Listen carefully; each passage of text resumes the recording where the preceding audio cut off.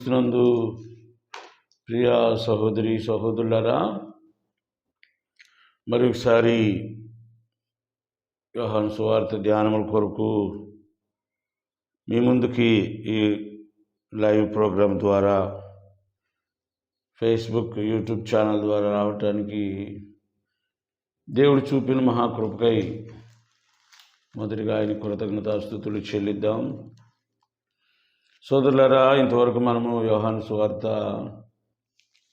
11వ అధ్యాయము 48 వచనాల వరకు ధ్యానం చేశాము. 49వ వచనం చదువుకొని ఈనాటి యోహాను సువార్త లైవ్ ధ్యానాలను మనం కొనసాగించడానికి ప్రయత్నం చేద్దాం. సోదరులారా, యోహాను సువార్త ధ్యానాలు క్రమం తప్పకుండా మీరు వీక్షిస్తున్నందుకు మీకు కృతజ్ఞతలు తెలియచేస్తున్నాను. ఇవి వినడమే కాదు కానీ వీటి గురించి బాగా మనం లోతుగా ఆలోచించాలి. ఆ తదుపరి దానిలో ఎంతవరకు సత్యం ఉంది, దాన్ని అనుసరించి నడిస్తే మనకెంతవరకు అది మేలుకరంగా ఆశీర్వాదకరంగా లేక మన జీవితంలోకి మన కుటుంబంలోకి దీవెనలు తెచ్చేదిగా ఉంటుందో ఆలోచించి ఆ ప్రకారం మనం ముందుకు కొనసాగితే సోదరులారా, దేవుని దీవెనలన్నీ ఆశీర్వాదాలన్నీ మేలులన్నీ మన సొంతమవుతాయని నేను ఖచ్చితంగా చెప్పగలను. కనుక సోదరులారా, క్రమం తప్పకుండా వీక్షించండి. ఆశీర్వాదం పొందగోరేవాళ్ళు, కుటుంబంలో వారి బిడ్డలు లేక వారి భర్తలు భార్యలు మారాలనుకునే వాళ్ళు, ఇరుగు పొరుగు వారు, స్నేహితులు, శ్రేయోభిలాషులు, వారి జీవితాలు మారాలని ఎవరైతే కోరుకుంటారో వారికి ఈ కార్యక్రమాలను కనుక మీరు పరిచయం చేస్తే ఖచ్చితంగా నీవు దేవుని అద్భుతాన్ని చూస్తావని మాత్రం నేను గట్టిగా చెప్పగలను. The effort you have to make firstly, then you will reap the fruit of your effort. నువ్వు ప్రయత్నం చేస్తే ఆ తర్వాత దాని యొక్క ఫలితం లేదా ఫలాలు కోసుకుంటావని నేను గట్టిగా చెప్పగలుగుతాను. సోదరులారా, మంచిది. యోహాను సువార్త 11వ అధ్యాయం 49 వచ్చి నేను చదువుతాను. అయితే వారిలో కయప అను ఒకడు ఆ సంవత్సరమున ప్రధాన యాజకుడై ఉండి, మీకేమీ తెలియదు అనే మాట ఆయన మాట్లాడుతున్నాడు. అయితే వారిలో కయప అను ఒకడు ఆ సంవత్సరమందు, అంటే ఆ సంవత్సరము అంటే ప్రభువైన యేసయ్య లాజరును మృతి నుండి లేపిన సంవత్సరము. మేబీ నేను ఆ సంవత్సరాన్ని మీకు జ్ఞాపకం చేస్తాను. చూడండి, I want to reveal the year when the Lazarus brought back into life or resurrected from the Lord Jesus Christ, the power of himself. లాజరును స్వస్థపరిచిన ఆ రోజు, ఆ సంవత్సరం నేను మీకు తెలియపరుస్తున్నాను, జ్ఞాపకం ఉంచుకోండి. అంటే ఇది ఎలా మనకు సాధ్యమైంది అంటే, సోదరులరా, కయప ఆ సంవత్సరమున ప్రధాన యాజకుడై ఉన్నాడు అనే మాట ద్వారా మాత్రమే ఆ సంవత్సరం లాజరు బ్రతికించబడ్డాడు అనే నిర్ణయానికి నేను వచ్చాను. సోదరులారా, వాస్తవానికి కయప ప్రధాన యాజకుడు కాదు. ప్రధాన యాజకుడు అన్న. It means the father in law of Caiaphas. అన్న అనేవాడు కైఫా యొక్క మామ. అయితే హేరోదు రాజు లేక రోమా ప్రభుత్వం ఎవరినైతే అధికారంలో వారిని ఉంచదలుచుకున్నారో లేక ప్రధాన యాజకుడిగా ఉంచదలుచుకున్నారో వారే అధికార పీఠాలను అధిష్ఠిస్తారు అనే విషయం సోదరులారా నేను మీకు జ్ఞాపకం చేస్తున్నాను. చరిత్ర తెలిసిన వాళ్ళకి ఇది బాగా తెలుసు. కానీ ఎవరైనా ఇది మొదటి విషయం వినడం లేకపోతే చదవటం తెలుసుకోవడం అంటే సోదరులారా ఇది బహుశా తెలిసి ఉండకపోవచ్చు. అందుకే నేను మీకు జ్ఞాపకం చేస్తున్నాను. రోమా ప్రభుత్వం ఇశ్రాయేలు మీద యూదా మీద ఆధిపత్యాన్ని కొనసాగిస్తున్న రోజుల్లో వారిష్టమైన ప్రధాన యాజకుల్ని అనగా కయఫాని క్రీస్తు శకం 26వ సంవత్సరంలో కయఫాని ప్రధాన యాజకుడిగా పెట్టుకున్నారు. అంటే క్రీస్తు శకం 26వ సంవత్సరంలో యేసయ్య లాజరుని మరణము నుండి బ్రతికించాడు అనే విషయాన్ని మనం జ్ఞాపకంలో ఉంచుకోవాలి. ఆయన దాదాపుగా ఒక 10 సంవత్సరాల పాటు ప్రధాన యాజకుడిగా ఆ స్థానంలో ఉన్నాడు కయప. ఇంకా చెప్పాలంటే మీకు జ్ఞాపకం చేస్తున్నాను, యోహాను, పేతురు, ఇది మీరు అపోస్తల కార్యం 4వ-6వ వచనంలో చూడొచ్చు.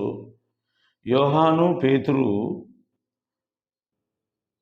అద్భుతం చేసినప్పుడు మేబీ శృంగారం అనే దేవాలయం యొద్ద కుంటివారిని ఓసకాలు చేతులుగిన వారిని స్వస్థపరిచినప్పుడు ఆ స్థానంలో కయఫా ప్రధాన యాజకుడిగా ఉన్నాడు. సోదరులారా ఎందుకున్నాడు అంటే ఇక్కడ మనం జ్ఞాపకం చేసుకోవాల్సింది, ఆయన ఒక 10 సంవత్సరాలు కయఫా ఆ స్థానంలో ఉన్నాడు. పేతురు, యోహానులు స్వస్థత చేసిన కారణం చేత వారిద్దరిని మహాసభ ముందుకు తీసుకొచ్చారు. అంటే వారి అరాచక పాలన అంటే క్రైస్తవులను అణగద్రొక్కే రోజులవి. ఒకవేళ క్రైస్తవులు బలం పుంజుకుంటే మళ్ళీ హేరోదు రాజు మీద లేక రోమా ప్రభుత్వం మీద తిరుగుబాటు వచ్చి again the Israel or Judah region should start. ఒకవేళ తిరుగుబాటు వస్తే మళ్ళీ యోధా రాజ్యం ప్రారంభమవుతుందని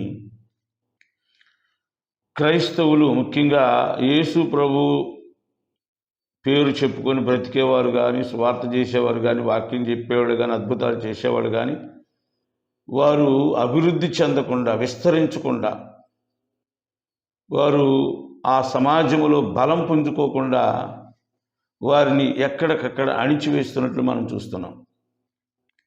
చెప్పాలంటే పేతురు, యోహానులు చేసిన అద్భుతం అది. పెంతెకోస్తు పండుగ రోజు పరిశుద్ధాత్మ పొందిన తరువాత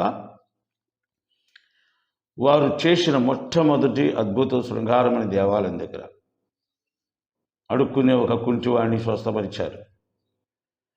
వారిద్దరిని మహాసభ దగ్గరకు తీసుకొచ్చినప్పుడు ఆ సభలో కయఫా ఉన్నాడు సోదరులారా. అంటే చెప్పాలంటే ఈ మహాసభ అంటే సెనహెడ్రిన్ సభ. 2 సభలు ఉంటాయి, ఎగువ సభ, దిగువ సభ. ఎగువ సెనహెడ్రిన్ సభ, దిగువ సెనహెడ్రిన్ సభ. 20 నుండి 25 సభ్యులు కలిగిన సభని దిగువ సెనహెడ్రిన్ సభ అంటారు. 70 నుండి 75 మంది సభ్యులు ఉన్న సభని ఎగువ సెనహెడ్రిన్ సభ అంటారు సోదరులారా. కనుక మేబీ అది ఎగువ సభ సెనహెడ్రిన్ సభ, దిగువ సెనహెడ్రిన్ సభ అనేది మనకు అప్రస్తుతం. కానీ పేతురు, యోహానులు తీసుకొని వారి ముందుకు తెచ్చినప్పుడు మాత్రం కయఫా అనేవాడు వారి మధ్యలో ఉన్నాడు. ఆ సంవత్సరమున కయఫా అనేవాడు ప్రధాన యాజకుడు సోదరులారా. ఏ సంవత్సరం అంటే లాజరుని యేసయ్య మరణము నుండి లేపినప్పుడు, మృత్యువు నుండి లేపినప్పుడు. కనుక ఆయన అన్న మాట ఇది, ఆ సంవత్సరం అంటే నేను చెప్పాను కదా, క్రీస్తు శకం 26 అప్ టు 36 అంటే 36వ సంవత్సరం వరకు ఆయన ప్రధాన యాజకుడిగా ఉన్నాడు. సోదరులారా, ఆయన మాట్లాడుతున్న మాటలు జాగ్రత్తగా గమనించండి. ఇక్కడ మనకు ఆశ్చర్యాన్ని కలిగిస్తాయి.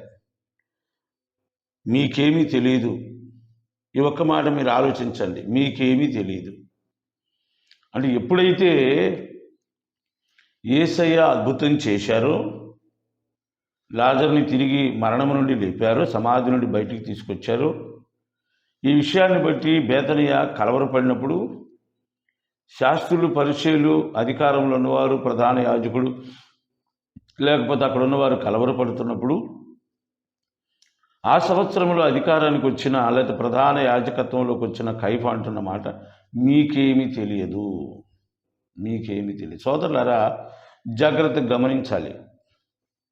మీకేమీ తెలియదు అనే మాట ఆయన అన్నాడు అంటే ఈయనకి చాలా తెలుసు అని అర్థం.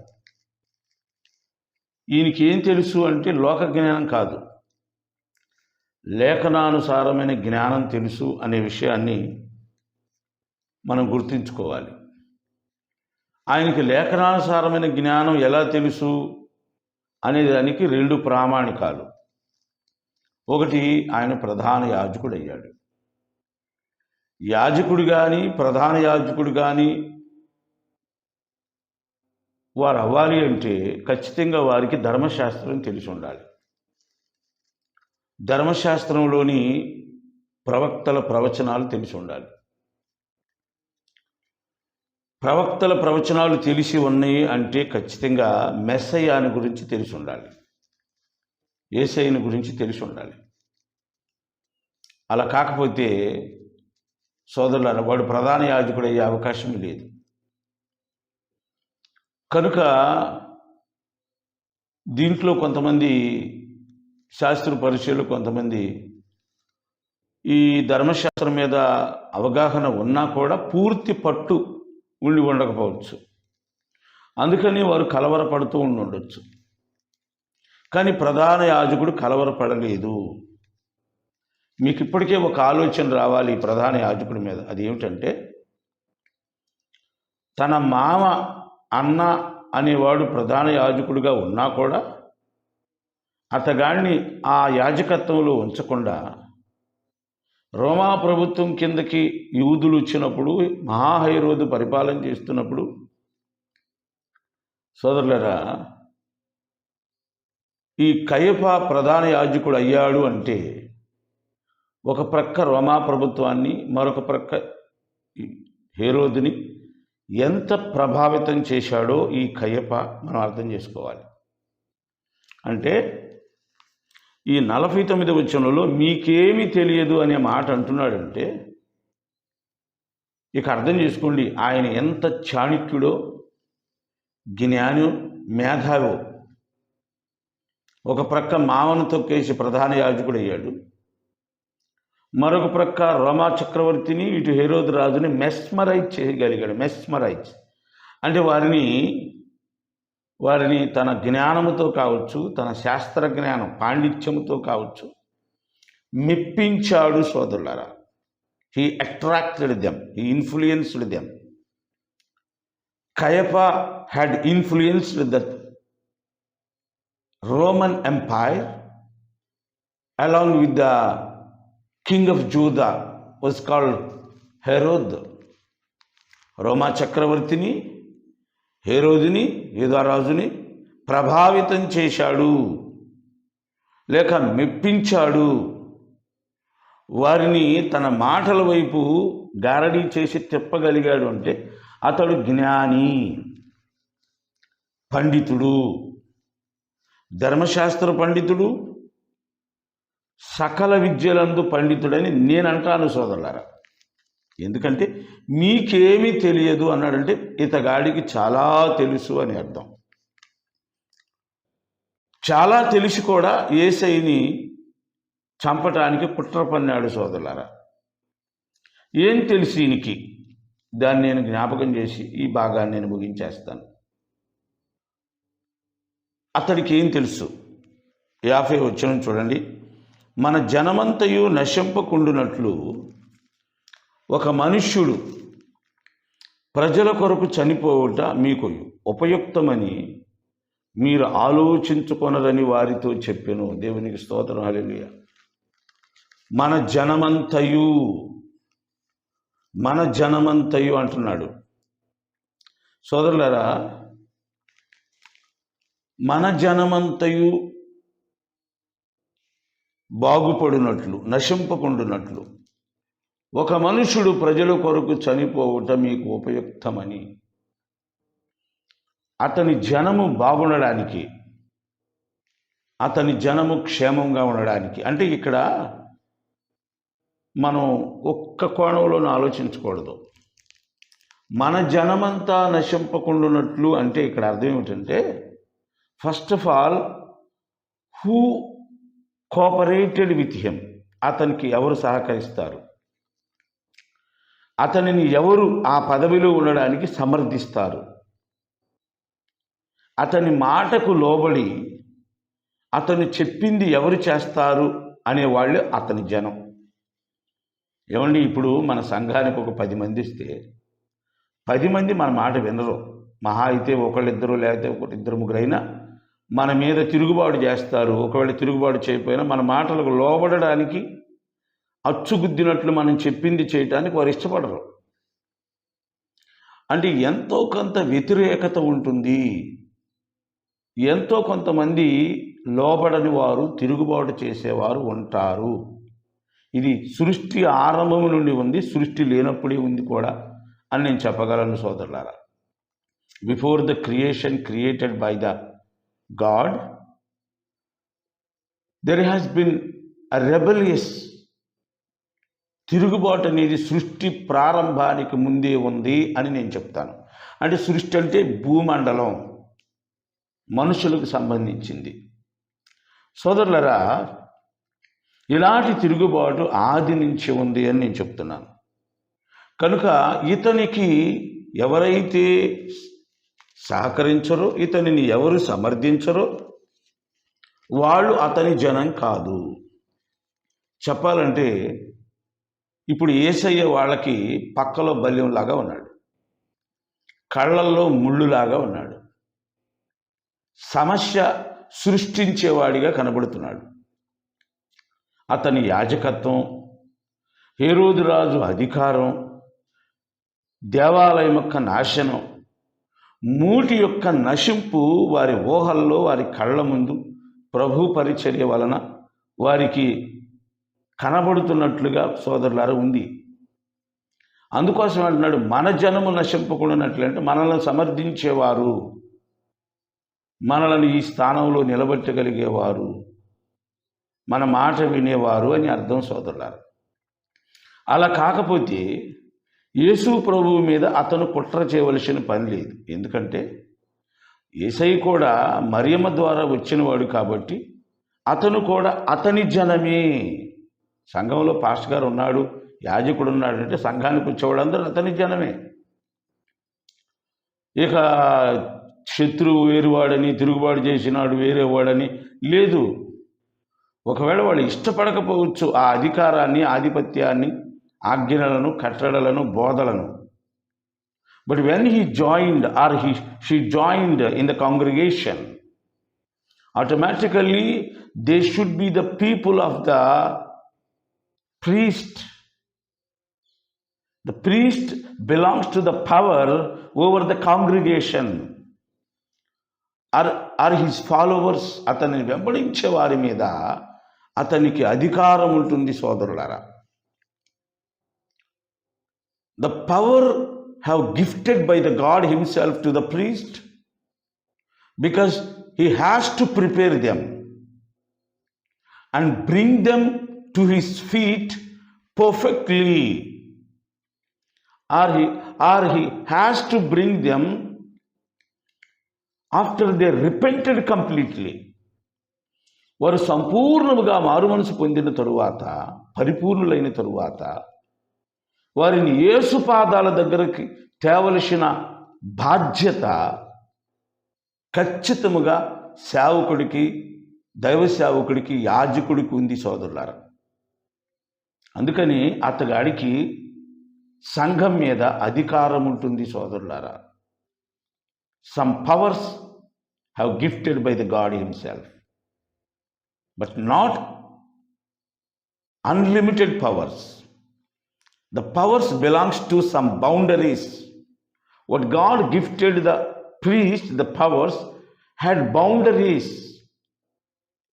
అతనికి దేవుడిచ్చిన అధికారాలకి పరిమితులు ఉన్నాయి.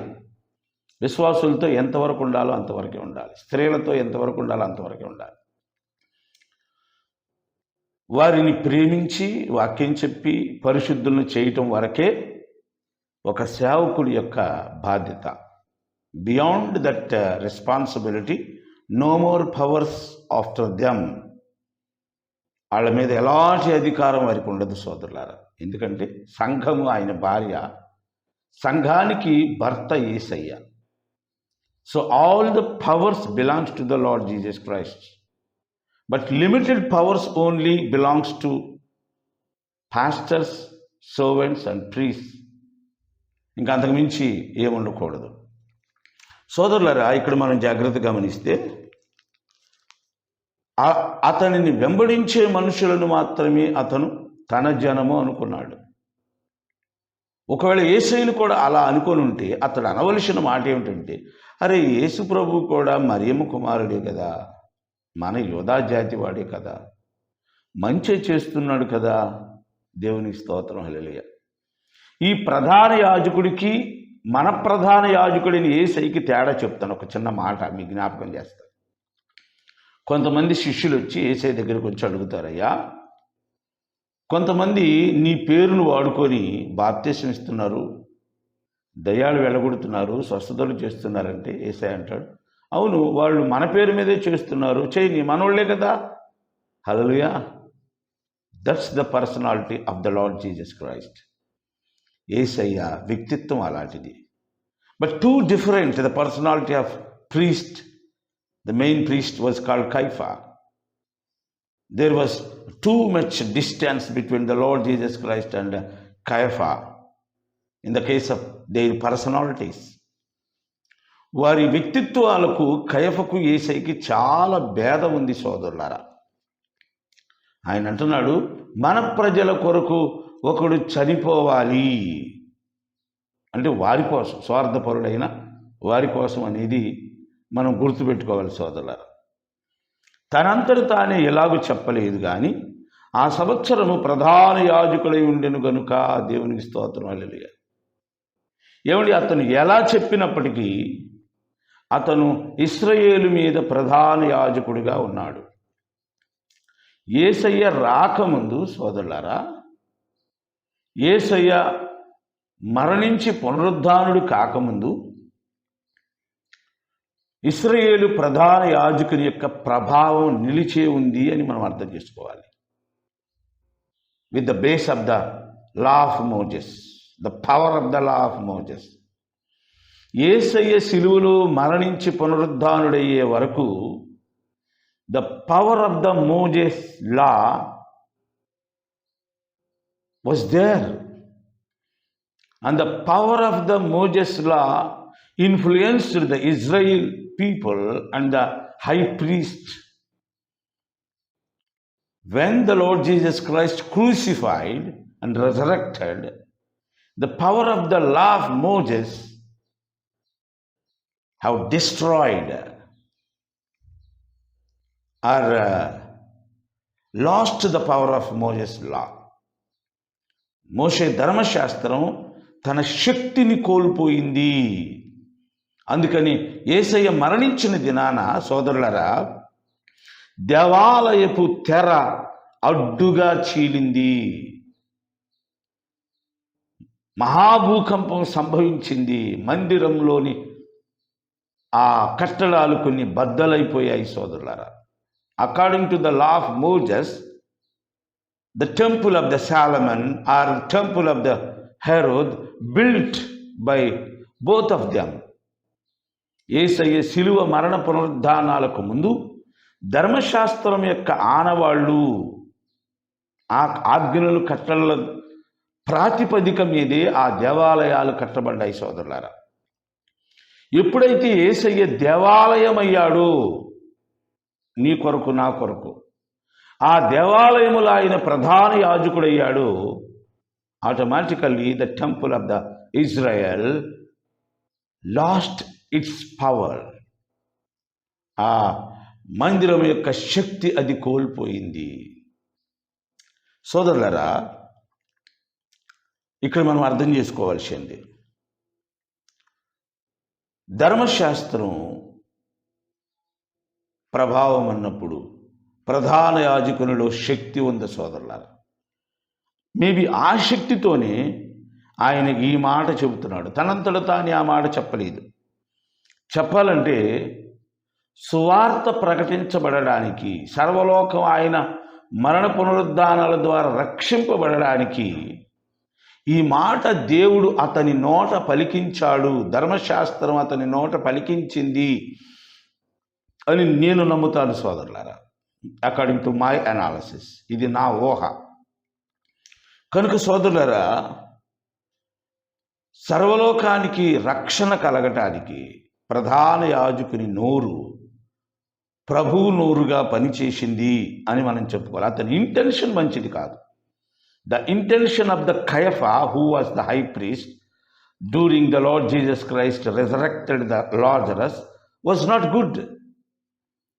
అతని ఉద్దేశం మంచిది కాదు, కానీ అతని మాట మాత్రం మంచి మాట. ఎలాగంటే సర్వలోకానికి రక్షణ తెచ్చే మాట. యేసు ఆ జనము కొరకును, ఆ జనము కొరకు మాత్రమే కాక చెదిరిపోయిన దేవుని పిల్లలను ఏకముగా సమకూర్చుటకును చావనయ్యున్నాడని ప్రవచించెను. దేవునికి స్తోత్రం, హల్లెలూయా. నేను ఇందాకే అన్నాను, మీతో ఒక మాట చెప్పాను. ఏం మాట అంటే, మీకేమీ తెలియదు అనే మాట.